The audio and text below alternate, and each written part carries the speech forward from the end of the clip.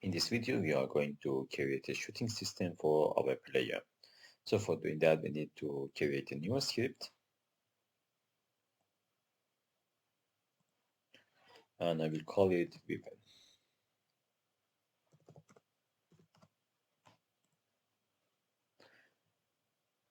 Now we will attach our script to our player.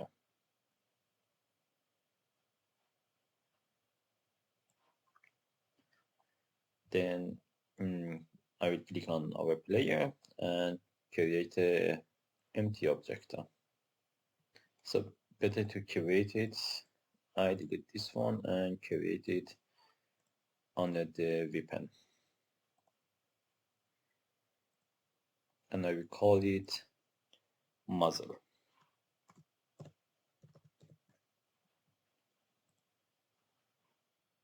Now I will adjust our muzzle right in front of our shooting system, our weapon. So here we should have the where our bullet fire. So now we manage that. Let's open our weapon script. So now, for now, I will delete the start and update function. Here I will make some variable for first public game object, bullet prefab,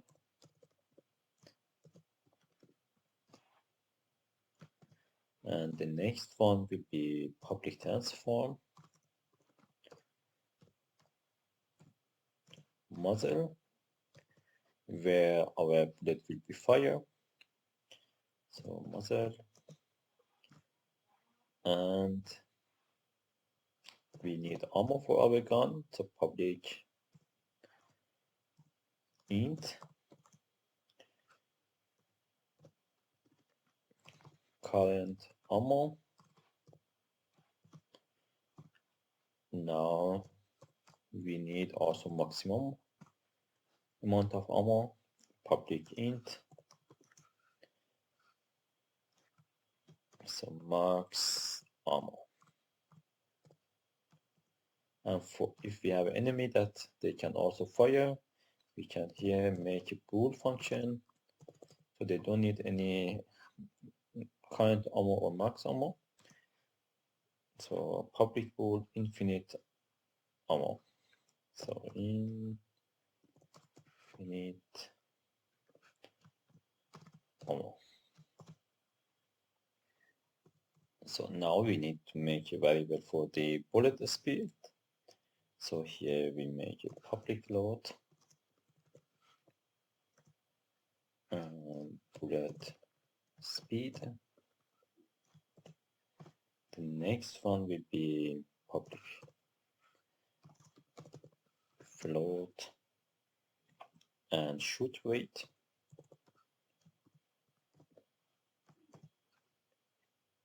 And the speed and how fast we can shoot. And the next one will be public float,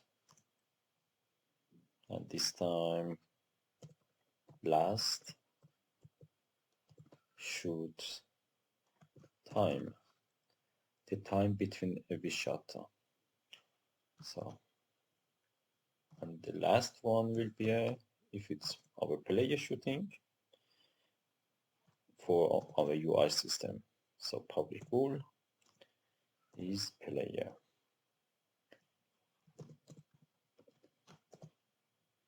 So a bool can only take the value of true or false. That means if we have infinite ammo, yes or no. So now here we make the awake function.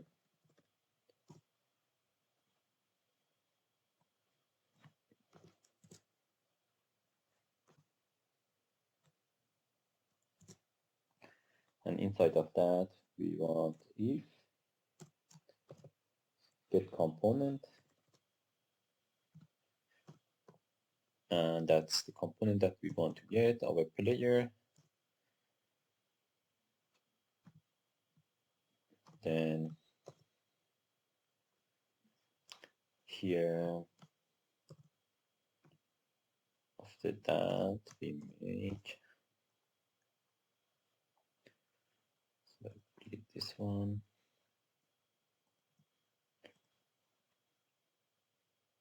is player is true. If we are in the player, then this player is true. So if this object that the weapon is attached to also is player, that's for this code. And now we need to check if we can shoot or not, if we have enough ammo to shoot or not.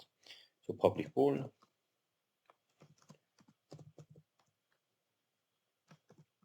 can shoot.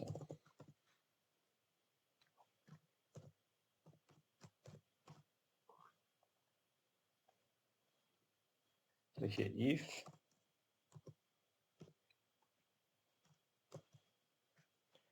in time, so minus last shoot time, if it's bigger or equal to shoot weight, then we can shoot. So if and current ammo is bigger than 0, or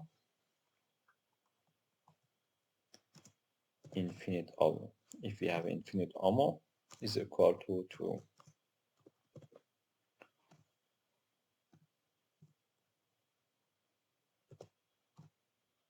So here we turn true. And here also we need to return it to false. So the time but time is the time at the beginning of this frame. If that time minus last shoot time is bigger than or equal to shoot weight, then we are allowed to shoot if we have a ammo, or that means or we have an infinite ammo is true. Our infinite ammo is true. Then return it to true. That means we are allowed to shoot. But if this function is not true, it's false, then here we make it return it to false, and we are not able to shoot. And return is the statement simply specifies what the output returned from a function is. So now we make a new function for the shooting system. So shoot, they come down, delete this, then public void shoot function. So, but before we set it, let's go back to our player script. So save it, our player script here in the top. We make a variable for that, private weapon,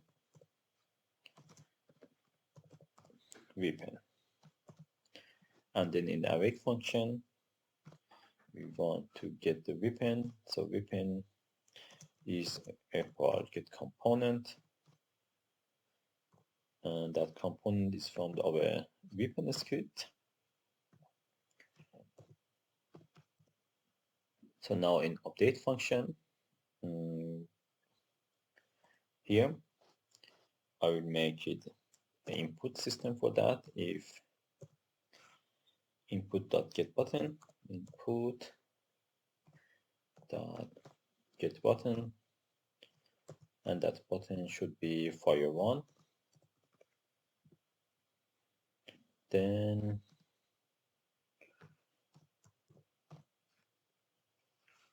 if weapon.can shot that can shoot, then we are able to shoot. The function shoot here weapon dot shoot.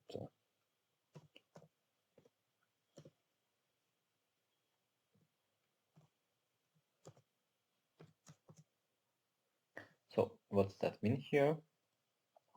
We have a condition here inside of the if, and this condition say if can shoot is our condition is true, then we are able to shoot. Then we press the button fire. Hope it's clear. And the last thing that I want to explain is the difference between get button down and get button. For the get button down, so we called it one time. That means when we need to another time to jump, we need to press it again and again and again. Press again, press, press, press. But for the fire, we don't need to press it repeatedly. We just need to keep the press button. For example, at this point, a space button, the fire one, and it will be automatically shoot at the enemy. So now in the next video, we are going to work on our shooting system, to shoot function that we created at our weapon here. So see you in the next video.